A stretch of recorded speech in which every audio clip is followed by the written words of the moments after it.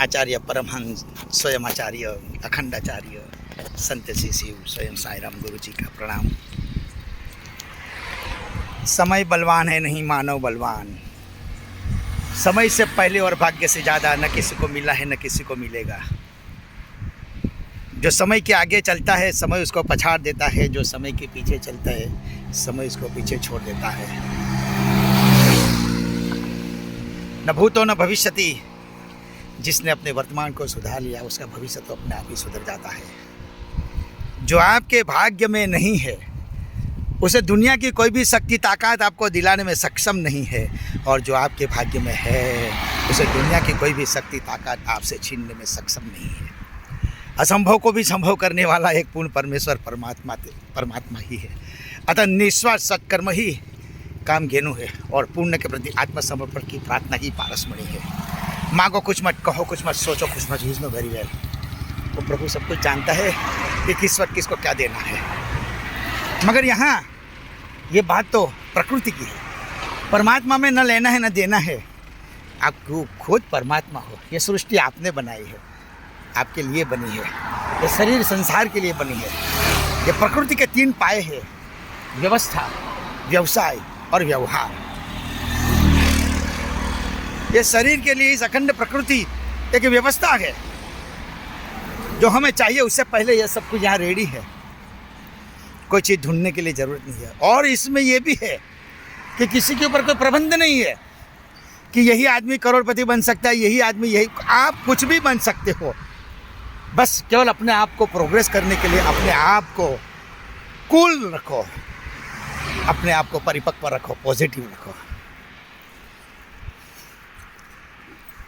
व्यवस्था, व्यवसाय प्रकृति का दूसरा पांव है। व्यवसाय, कोई नाना प्रकार का बिजनेस करता है, कोई व्यापार करता है, कोई नौकरी करता है, कोई धंधा करता है, कोई खेती करता है।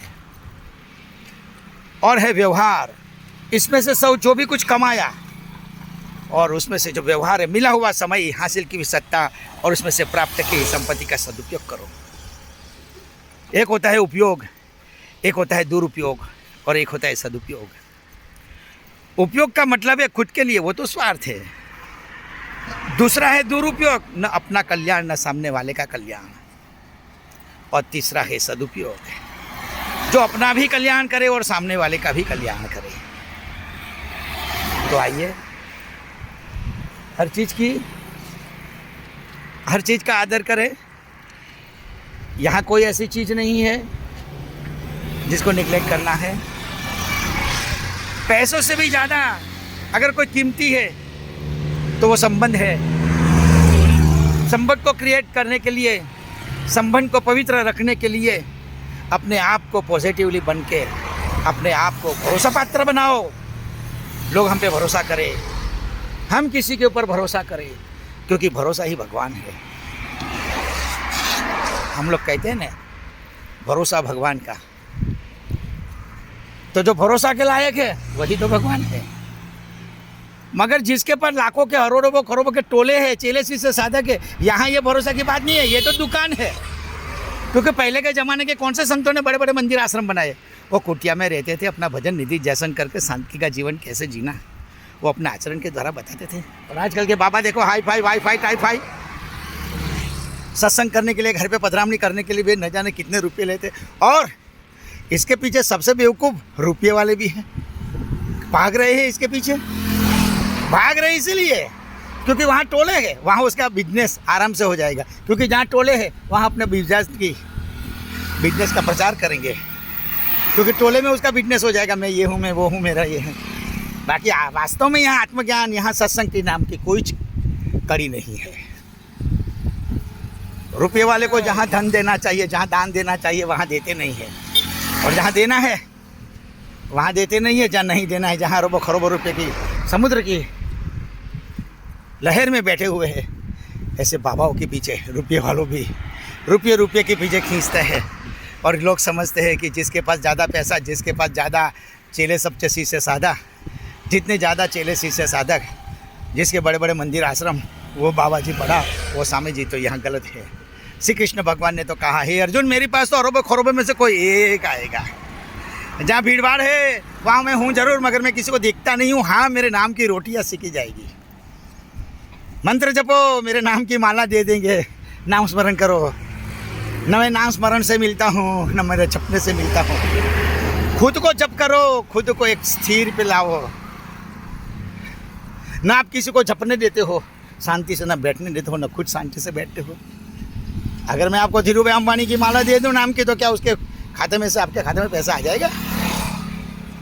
तो ये जो सब आपको उल्लू बना रहे हैं, संतों को, आजकल के सदगुरु को ये देखना चाहिए कि गरीबी तो हमारे साधु संत फकीर जो भी है, जो अपने आप को मौलाना कहते हैं, जो अपने आप को फादर कहते हैं, अरबों खरबों रुपये की संपत्ति लेके बैठे हैं, और बाप से बड़ा, भगवान से भी बड़े गुरु आप आपको समझा रहे हो।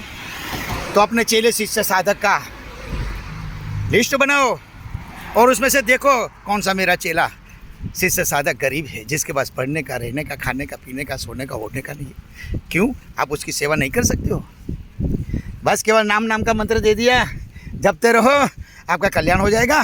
ये मूर्खता से बाहर निकल जाइए। ऐसे बाबाओं के जहाँ अरबों खरबों की संपत्ति है, कथा करते हैं, अभी तो बिजनेस हो गया।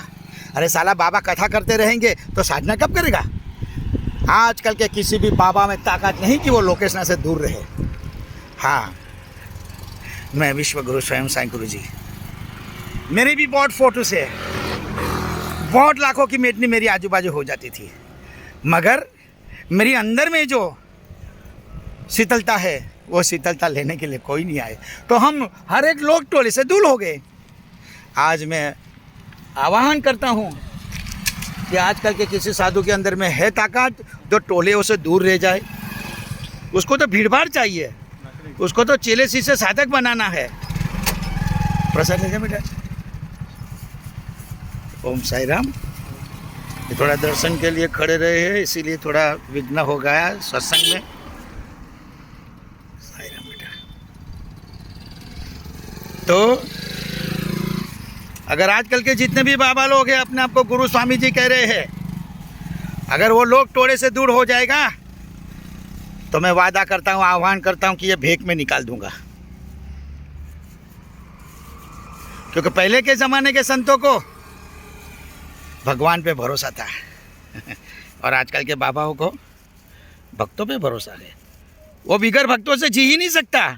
और यहाँ ये मत बोलना कि भगवान भी भक्तों से नहीं, बिगर नहीं भी जी सकते थे, क्योंकि आप भगवान नहीं हो।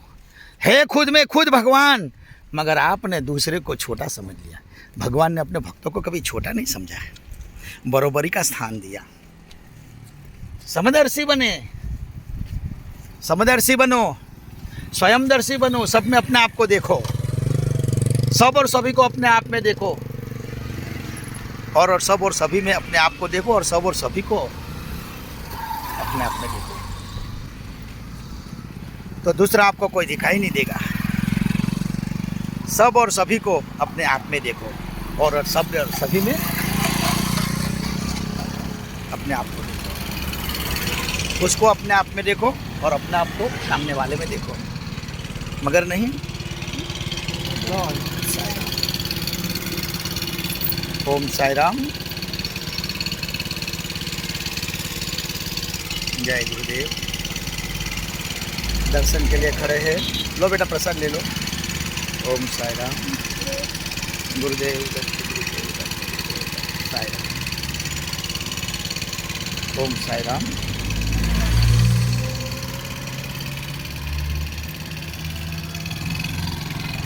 तो अपने आप को जानो, अपना अपना समय व्यतीत करो, खुद के पीछे भागो, औरों के पीछे भागना बंद करो।